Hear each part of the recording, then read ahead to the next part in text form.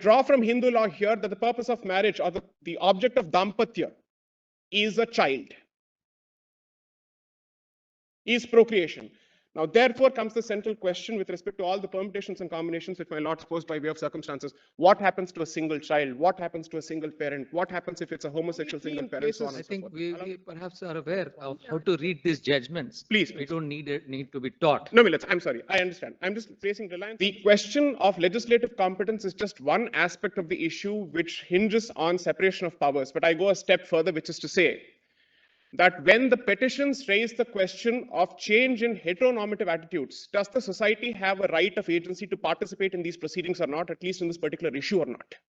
Because this is not a question of separation of territories between different organs of the state, but it fundamentally hinges on the right or the agency of the society to participate in this particular discussion.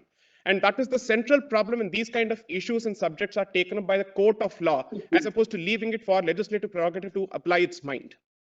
Point number two. During the course of these proceedings of the last 2 weeks, quite a few times I've heard the submission being made that it's a liberal democracy, it's a liberal document, so on and so forth. Does it mean that social conservatism has absolutely no place within the meaning of the Constitution? Does it mean that the society does not have the right to draw a few red lines to basically say thus far and no further? That is the central question. I represent a women's organization which equally represents the right of children.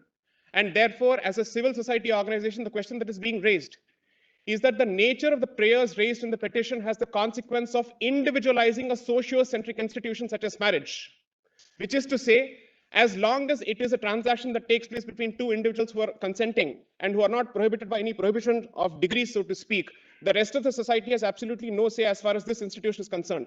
This, I'm sorry to say, fundamentally demeans the institution of marriage and takes away its social character.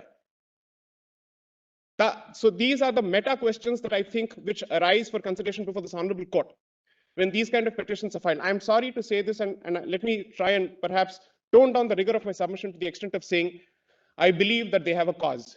I just don't believe they have a case. The cause is different from the case. And it is important for the court to seriously consider one aspect here. When there are issues of legislative competence, there's another figure, so to speak, which is involved. And that figure's powers come under Article 111 of the Constitution, which is to say that if a legislative proposal ultimately meets with the consent of both the houses, ultimately it has to go to the Honorable President. And the Honorable President also has the power to recommend amendments to a legislation. Therefore, this is not just a question of legislative prerogative or legislative sovereignty, either from an external or an internal perspective, but there are multiple dramatis personae and stakeholders of this particular equation, the society being the chief. Because ultimately, the petitions raise the question of changing the paradigm with respect to heteronormative attitudes of legislations in general. It is not just about the SMA. Plus, my lords is not dealing with the religion-specific legislation here, it is the SMA, which means all the more the society's participation when it comes to the SMA is warranted, is mandated, is compulsory. Because at least if it were to be with respect to certain, let's say, religion-specific legislations, it can be said that there is an identifiable group which has a locus to argue here. But when it comes to the SMA, it can't be the argument that only those who subscribe to the values of SMA are allowed to participate in these proceedings. Secondly, as has been already submitted, Section 21 of the SMA has a direct bearing on personal laws. So even with respect to SMA, the society has a right to participate. The reason why the additional written submissions become relevant is because I filed an annexure, which is the Manual for Parliamentary Procedure of 2019, which was published by the Ministry of Parliamentary Affairs. And that particular manual, so to speak, has Chapter 9, which deals with the business of legislation. Close to 30 clauses exist detailing the manner in which a legislative proposal is to be considered in the first place, how the ball is set rolling. And in that, if I may just refer to my additional written submission here, I'll walk my lords through the relevant portion here. Additional written submission, my lords, has a copy been given to the other side? Please hand it over. We have it here. Please, minutes. So para 1 effectively has captured my position with respect to Article 111, but the second paragraph is where I placed reliance on the Manual of Parliamentary Procedures. Does my lords have it? Yes, we have it. For the benefit of the bench, may I just read this out? Which para? Para 2, page 2. Para 9.2? Exactly. So para 2, so I'm reading out from the written submission because that okay. captures. Right. And the document itself is annexed. So let me just read out the submission, Milas. May I? Yes. Please. Does the rest of the bench have it? Yes. In addition to the above. Please. In addition to the above, so can I just read out para 1 for the sake of completion? I'm so sorry. May I? Please. Yeah.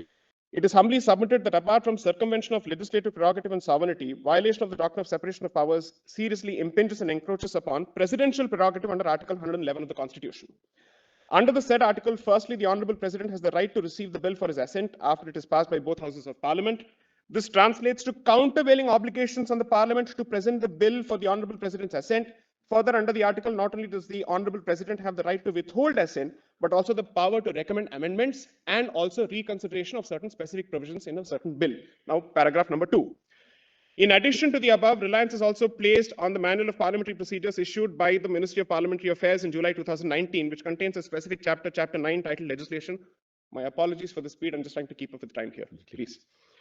The said chapter spells out in great detail the steps to be undertaken in promulgating a legislation. Critically, clause 9.2 deals with the pre-drafting stage of a legislative proposal, which is divided into 4 broad stages that include consultation between the concerned ministry to which the legislative proposal relates and the Ministry of Law and Justice.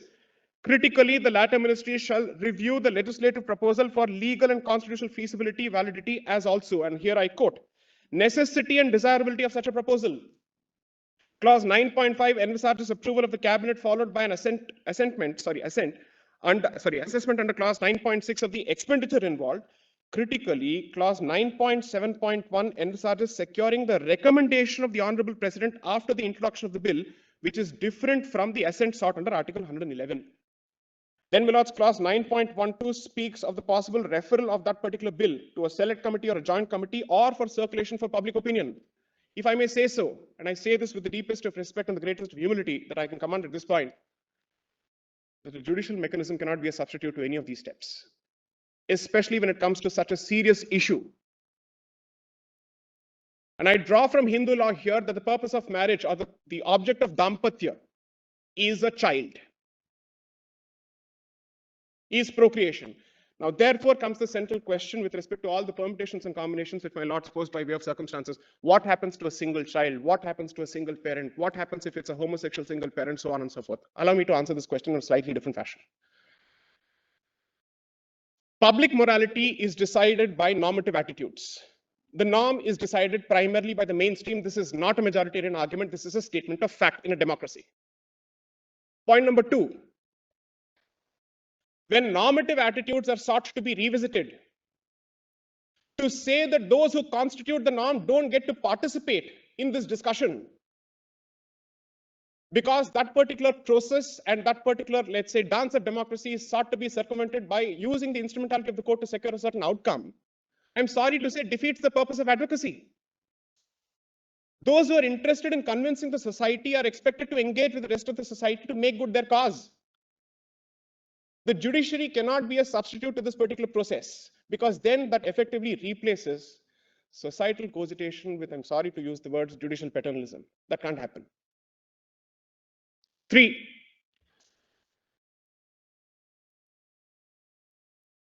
the benefit of revisitation of a judgment with respect to such sensitive issues, even if it exists by way of clarifications, I'm sorry to say is not an adequate substitute, it's a suboptimal substitute. Because if the principle that has been established by several judgments is that a judgment is not to be read in the manner of a statute, then there is no precision which can be imparted to the language or findings. And therefore, the principles of statutory interpretation don't apply. So we are left with greater uncertainty.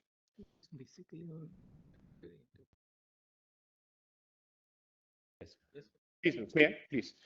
The point that I'm perhaps trying to make, and which is what I'm trying to draw the court's attention to, is that the Nalsar judgment that they placed reliance upon extensively, there is a plus and there is perhaps a downside to it. The plus is the judgment must be read in its context. And the issue was the recognition of a third gender. That was what it was limited itself to. And therefore, to extrapolate the findings of the particular judgment, which primarily concerned itself with self-perception, self-identification in the context of gender identity, to extend it to a marital transaction or a marriage-like transaction is to read a judgment for what it is not. Secondly, There are only 3 in places. I think we perhaps are aware of how to read these judgments. Please, We please. don't need to be taught. No, Millets, I'm sorry. I understand. I'm just placing reliance on this. I'm just making Yes, a we understand that these are Please, please. contexts. Please, Whether they're analogies or not is up to us. my lords, please, Millets. I'm grateful. The second point is, in fact, on a closer reading of this particular judgment, certain inconsistencies emerge between the two opinions of the very same bench in terms of what constitutes sexual orientation, what constitutes gender identity. Now, that is natural because there is a discussion that's going on there. It is not to be read in the same manner as a statute. In fact, therefore, the judgment, which doesn't exactly help their position, also points to a certain problem with respect to judicial revisitation of some of these aspects. And the judgment of Arun Kumar of the Madras High Court is actually in the teeth of the submissions being made here, which is to say narrow language being expanded through judicial interpretation contrary to legislative intent and history is to rewrite legislative history, and judicial reinscription, which is retrospective in nature, may not be exactly permissible. That's one. Then, Milords, the submission with respect to international law, all the general instruments apart, the Yogyakarta principle, specifically clause 24.e, specifically leaves it to countries to decide if they wish to have recognition with respect to marital unions. So it's not as if there is some kind of a binding precedent here, or there's no international instrument that says that you shall. I'm not arguing for it should not be. Kindly let this caveat is important. I'm simply saying if the door of judicial intervention in this matter is open for one case, even though the cause may be worthy, what does it do for the future? Because ultimately, it's not just a question of one matter. It's a question of the future as well. So therefore, there are specific aspects that relate to the issue in question, and there are general aspects that relate to the separation of powers and societal participation that go well beyond this matter. In light of this, my lords, my only humble submission is that there are other issues to be dealt with, and allow me to just point this out and use this particular forum to advocate only one aspect. Having actually engaged with certain transgender activists and also having worked with them, I know for a fact that one of their biggest problems is trafficking, them being pushed into prostitution, them not having legitimate livelihoods. I am not reducing or dismissing anybody's concerns with respect to what is their priority. Let me clarify that. I'm not making that submission at all. But these are certain Maslow's needs which have to be completed first and which have to be addressed first before we get to the next step. That's all I have to submit. I'm so grateful for the kind please. It's great, deeply obliged. Now, Mr. M.R. Shamshad. I have submitted 4 pages